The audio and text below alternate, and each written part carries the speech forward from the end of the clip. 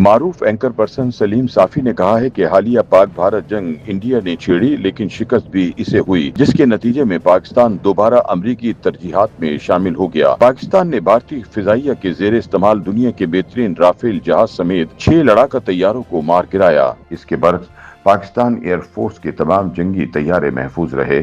اسی طرح پاکستان نے بھارت کا $1.5 ارب مالیت کا روسی ساختہ S-400 air defence missile system بھی تباہ کر دیا۔ سب سے بڑھ کر یہ کہ پاکستان نے انڈیا کے مواصلاتی نظام کو جام کر دیا، لہٰذا اب دنیا یہ جان گئی ہے کہ پاکستان نہ صرف بطور ایٹمی طاقت تگڑا ہو چکا ہے بلکہ روایتی جنگ میں بھی خطے میں اس کا کوئی ثانی نہیں۔ یوں عالمی سطح پر امریکہ سمیت دنیا کی نظروں میں پاکستان کی اہمیت میں اضافہ ہو گیا ہے۔ روزنامہ جنگ کے لیے اپنے تازہ تجزیے میں سلیم صافی کہتے ہیں کہ داخلی محاذ پر یہ فائدہ ہوا کہ وقتی طور پر صحیح لیکن اس جنگ نے پاکستانی قوم کو یکجان کر دیا۔ اگرچہ ماضی میں بھی کارگل جنگ کے دوران امریکہ نے پاکستان اور بھارت کو جنگ بندی پر مجبور کیا، لیکن ایک عرصے سے بھارت کے رویے میں عجیب قسم کا غرور آ گیا تھا۔ وہ خود کو بڑی اقتصادی اور فوجی طاقت سمجھنے کے علاوہ خود کو خطے کا چودھری بنانے کی کوشش میں لگا ہوا تھا۔ ماضی میں جس نے بھی کشمیر کے معاملے میں ثالثی کی پیشکش کی تو انڈیا نے اسے تکبر سے ٹھکرا دیا۔ بھارت کا موقف یہ رہا کہ کشمیر پاکستان اور بھارت کا دو طرفہ معاملہ ہے اور کسی تیسرے فریق کو اس میں مداخلت کا اختیار نہیں۔ دنیا سمجھتی تھی اور بالکل ٹھیک سمجھتی تھی کہ افغانستان کے حالات بھی پاکستان اور بھارت کی پراکسی وار کی وجہ سے خراب رہتے ہیں۔ چنانچہ باراک اوباما نے جب صدر بننے کے بعد سہ فریقی یعنی پاکستان، افغانستان اور انڈیا فورم بنانے کا اعلان کیا تو بھارت نے اس کا بہت برا منایا۔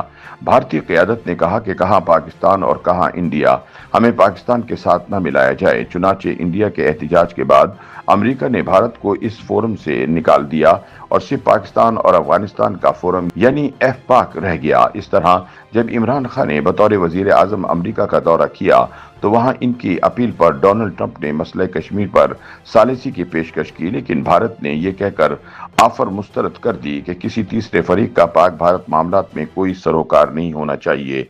سلیم صافی کہتے ہیں کہ جب سے مودی انڈیا کا وزیر اعظم بنا ہے، اکثر بھارتیوں کے رویے میں بھی ایک تکبر آ گیا ہے۔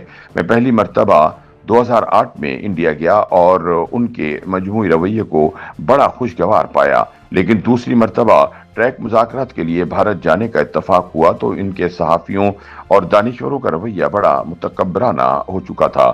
وہ مسلسل پاکستان پر دہشت گردوں کی مدد کا الزام لگاتے ہوئے مودی کی زبان بول رہے تھے۔ ان کا کہنا تھا کہ آپ مقبوضہ کشمیر کو بھول جائیں اور اگر بات کرنی ہے تو پاکستان سائیڈ کی کشمیر پر کریں۔ وہ یہ تاثر دیتے تھے کہ انڈیا کے مقابلے میں پاکستان کی کوئی حیثیت نہیں۔ یہ متکبرانہ رویہ مجھے اس قدر برا لگا کہ میں دیگر ساتھیوں کو ادھر چھوڑ کر واپس پاکستان آ گیا۔ کشمیر کے مسئلے پر ثالثی تو چھوڑیں، انڈیا پہلگام کے حملے کی تحقیقات کے لیے بھی نہ تو پاکستان کی پیشکش کو قبول کر رہا تھا اور نہ کسی عالمی ادارے کو بیچ میں لانے کے لیے تیار تھا۔ غرض اس کا تکبر انتہاؤں کو چھو رہا تھا، جبکہ دوسری طرف پاکستان چھوٹا ملک ہونے کے باوجود بڑی مشکلات سے دوچار تھا۔ صدر بائیڈن اور پھر ٹرمپ کے دور میں یہ بات ہر زبان پر تھی کہ امریکی ترجیحات میں اب پاکستان شامل نہیں رہا۔ اپوزیشن تانے دے رہی تھی کہ پاکستان سفارتی تنہائی کا شکار ہے، لیکن بھارت کے تکبر اور حالیہ جارحیت نے سفارتی محاذ پر کئی حوالوں سے پاکستان کو فائدہ پہنچایا۔ مثلاً امریکی صدر تسلسل کے ساتھ ذکر کر رہے ہیں کہ انہوں نے پاکستان اور انڈیا میں جنگ بند کرائی۔ ان کے یہ بیانات جب مودی سنتا ہے تو اس پر نہایت گرا گزرتے ہیں، لیکن وہ انکار نہیں کر سکتا۔ یوں جس امریکہ کو وہ پاک بھارت تنازع سے باہر رکھنا چاہتا تھا، وہ خود اس کے کارناموں سے دخیل ہو گیا۔ بھارتی حکمران پاکستان کا ذکر نہایت حقارت سے کرتے ہوئے پاکستان کو معاشی اور سیاسی حوالوں سے تانے دیا کرتے تھے، لیکن ڈونلڈ ٹرمپ دونوں ممالک کو برابر رکھ کر بات کرتے ہیں۔ بھارت کو زوم تھا کہ دنیا کے اکثر ممالک اس کا ساتھ دیں گے، لیکن پاکستان کو چونکہ اخلاقی برتری حاصل تھی، اس لیے اسرائیل کے سوا کسی نے بھی بھارت کا ساتھ نہ دیا۔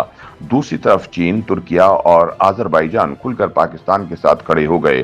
برطانیہ متوازن رہا۔ عرب ممالک اگرچہ ثالثی کی کوشش کر رہے تھے، لیکن جھکاؤ ان کا بھی پاکستان کی طرف اس لیے تھا کیونکہ وہ جانتے تھے کہ انڈیا بدماشی کر رہا ہے اور پاکستان کا موقف اصولوں پر مبنی ہے۔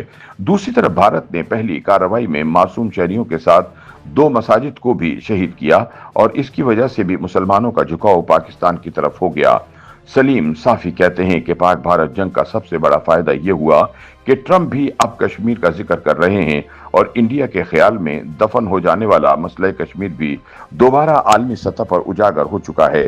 पहले सिर्फ पाकिस्तान कहता था कि कश्मीर 2 न्यूक्लियर ताकतों के दरमियान फ्लैश पॉइंट है, लेकिन अब दुनिया ने खुद देख लिया कि मसला कश्मीर किसी भी वक्त एक एटमी जंग के आगाज का बाइस बन सकता है।